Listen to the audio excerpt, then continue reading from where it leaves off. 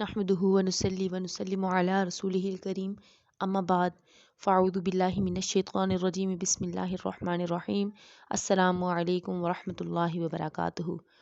پیارے بہن بھائیوں، آج ایک بہت ہی اہم معاملے پہ بات کرنا چاہ رہی ہوں۔ ایک میری بہن نے مجھ سے کہا تھا کہ آپ کوئی ایسا عمل بتائیے کہ جس سے ہم نیک کام کر سکیں، اللہ تعالیٰ ہمارے دل کو اس طرف راغب کر دے کہ ہم نیک کام کریں۔ تو آج میں آپ کے لیے ایک ایسا ہی عمل لے کے آئی ہوں، انشاءاللہ عز و جل کہ جب اس کو آپ کریں گے تو اللہ رب العزت آپ کے دل کو نیکی کی طرف مائل کر دے گا انشاءاللہ عز و جل۔ پیارے بہن بھائیوں، ہر انسان کا دل کرتا ہے کہ وہ ہر روز کوئی نہ کوئی نیکی کا ایک کام تو ضرور ہی کر لے، لیکن بعض اوقات کوشش کے باوجود بھی ہم کچھ ایسا نہیں کر پاتے، کیونکہ دنیا کے معاملات میں ہم اتنے الجھ چکے ہوتے ہیں کہ ہمارے پاس کوئی ایسا کام کرنے کا ٹائم ہی نہیں ہوتا۔ تو اس لیے اس ویڈیو کو ضرور دیکھیں، کیونکہ آج میں آپ کو ایک قرآن پاک کی آیت بتاؤں گی جو کہ ان تمام ہماری پریشانیوں کا حل ہے انشاءاللہ عز و جل۔ اس آیت مبارکہ کو آپ کامل یقین کے ساتھ دن میں چند مرتبہ پڑھ لیں گے تو انشاءاللہ آپ کا معاملہ حل ہو جائے گا۔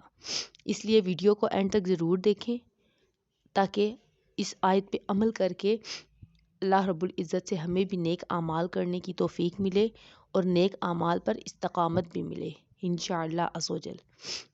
تو ویڈیو شروع کرنے سے پہلے آپ سے گزارش ہے کہ چینل کو اگر ابھی تک سبسکرائب نہیں کیا تو ضرور کر لیجئے اور آیات قرآنیہ کو شیئر کر کے صدقہ جاریہ میں حصہ دار بھی بن جائیں۔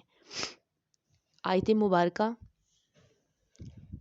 ربی اوزعنی ان اشکر نعمتک التی انعمت علی وعلی والدی وان اعمل صالحا ترضاہ واصلح لی فی ذریتی انی تبت الیک وانی من المسلمین۔ صدق اللہ العظیم۔ پیارے بہن بھائیوں، اس آیت مبارکہ کو یاد کر لیجئے یا دیکھ کر دن میں چند مرتبہ پڑھ لیجئے کامل یقین کے ساتھ، تو انشاءاللہ عز و جل دنوں میں فرق محسوس ہوگا۔ اور اگر آپ کسی مسئلے کا حل قرآن پاک سے جاننا چاہیں تو کمنٹ میں ضرور بتائیے گا۔ امید ہے کہ یہ مختصر سی ویڈیو آپ کو ضرور پسند آئی ہوگی۔ اگر پسند آئی ہے تو ویڈیو کو لائک کر لیجئے۔